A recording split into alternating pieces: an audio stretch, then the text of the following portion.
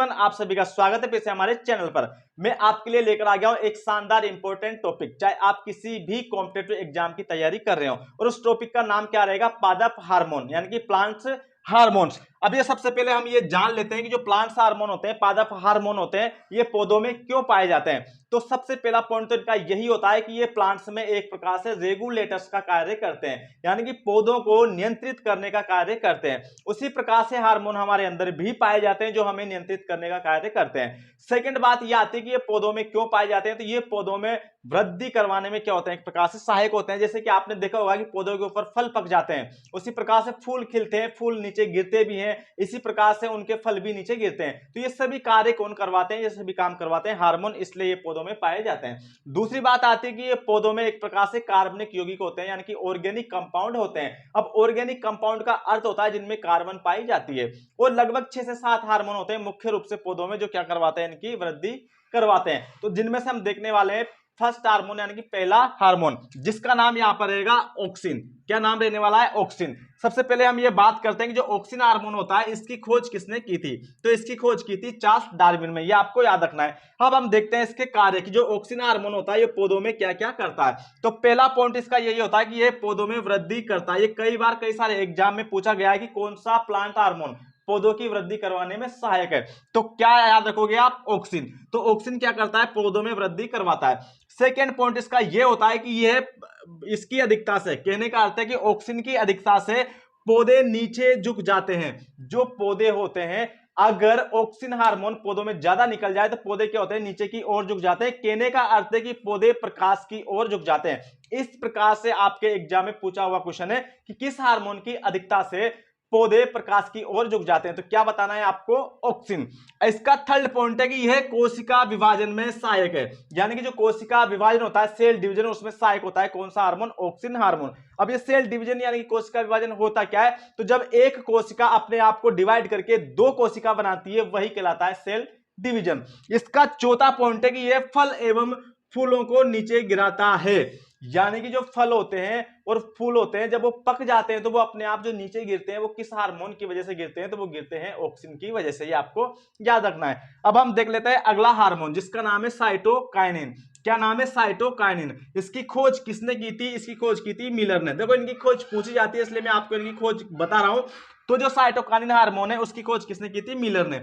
अब इसका मुख्य कार्य क्या है? तो यह हार्मोन ऑक्सिन का विरोधाभास है। काफी महत्वपूर्ण पॉइंट है। जो साइटोकाइनिन हार्मोन होता है, ये क्या होता है? तो ये ऑक्सिन का विरोधाभास होता है। अब ऑक्सिन का विरोधाभास का क्या मतलब हुआ कि जो ऑक्सिन कार्य करता है, उस ऑक्सिन के विरुद्ध जो कार्य करेगा वही क्या है? उसका विरोधाभास है। तो ऑक्सिन ने क्या किया था? इसने पौधों में वृद्धि करवाई थी।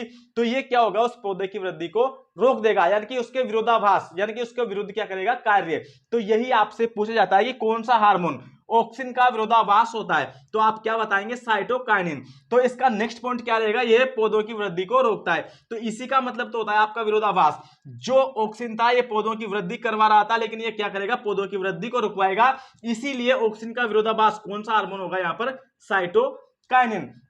अब हम नेक्स्ट बात कर लेते हैं। आपका नेक्स्ट हार्मोन है और काफी महत्वपूर्ण भी है, इथाइलिन, या फिर इसको इथिलीन के नाम से भी हम जानते हैं। इसकी खोज किसने की थी? तो उन वैज्ञानिक का नाम था वर्ग। वर्ग नामक वैज्ञानिक ने खोज की थी इथिलीन हार्मोन की।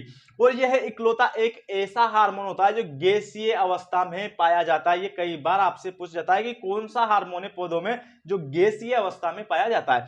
तो कौन सा हार्मोन है वो? इथिलीन। तो इथिलीन इकलौता एक ऐसा हार्मोन होता है जो गैसीय अवस्था में पाया जाता है। नेक्स्ट पॉइंट क्या है? ये फलों को पकाता है। जो फल पकते हैं पौधों के ऊपर, वो किस हार्मोन की वजह से पकते हैं?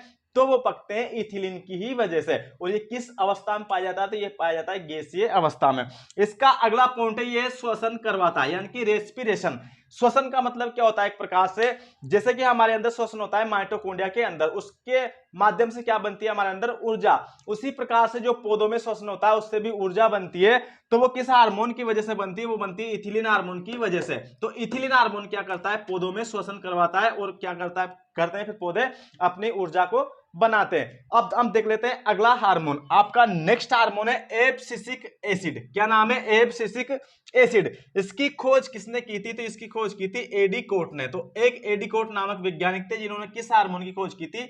एब्सिसिक एसिड की। अब हम इसका फर्स्ट पॉइंट देखते हैं कि ये क्या करता है, इसका मुख्य कार्य क्या होता है। तो यह बीजों को अंकुरित होने से बचाता है, काफी महत्वपूर्ण कार्य है। जो एब्सिसिक एसिड हार्मोन है ये क्या करता है, बीजों को अंकुरित होने से बचाता है। यानी कि जो बीज रखे रखे ही उगने लग जाते हैं, जैसे कि गोदामों के अंदर जो बीज रखे होते हैं सालों तक वो अपने आप उग जाते हैं, तो ऐसा ना उगे उससे कौन सा हार्मोन बचाता है, एब्सिसिक एसिड। और इसका एक मुख्य पॉइंट ये भी है कि ये सबसे ज्यादा कब निकलता है, तो ये निकलता है पतझड़ के मौसम में। जो पत्तियां गिरती है पौधों से वो भी किसकी वजह से गिरती है, तो वो भी गिरती है एब्सिसिक एसिड की वजह से। ये एक प्लांट का क्या होता है, हार्मोन। अब देखते हैं हम नेक्स्ट हार्मोन। तो नेक्स्ट हार्मोन है आपका जिब्रेलिन। क्या नाम है, जिब्रेलिन। इसकी खोज किसने की थी, तो कुनोसोवा ने की थी। ये एक जापानी वैज्ञानिक थे कुनोसोवा, जिन्होंने किस हार्मोन की खोज की थी, जिब्रेलिन की। इसका मुख्य कार्य क्या होता है, तो यह पौधों की लंबाई बढ़ाने में सहायक होता है। जितने भी प्लांट्स होते हैं जो ग्रोथ करते हैं इसी प्रकार से लंबे बढ़ते हैं, वो किस हार्मोन की वजह से बढ़ते हैं, तो बढ़ते हैं जिब्रेलिन की वजह से, जिसकी खोज किसने की थी, कुनोसोवा ने, जो एक जापानी वैज्ञानिक थे। अब हम देख लेते हैं अगला हार्मोन जिसका नाम है ट्रांसम्यूरिन। क्या नाम है इसका, ट्रांसम्यूरिन। इसका मुख्य कार्य क्या होता है, तो यह है पौधों के कटे भागों एवं घावों को भरता है। जो प्लांट्स होते हैं पौधे, उनके कटे भागों को और उनके अंदर जो वाउंड हो जाता है यानी कि घाव हो जाता है, उसको ये भरने का कार्य करता है। जैसे आपने गुलाब देखा होगा, आप गुलाब को इस प्रकार से तोड़ देते हो तो उसके अंदर क्या हो जाता है, एक प्रकार का घाव हो जाता है, हम कह सकते हैं, या फिर उसका भाग क्या होता है, एक प्रकार से कट जाता है।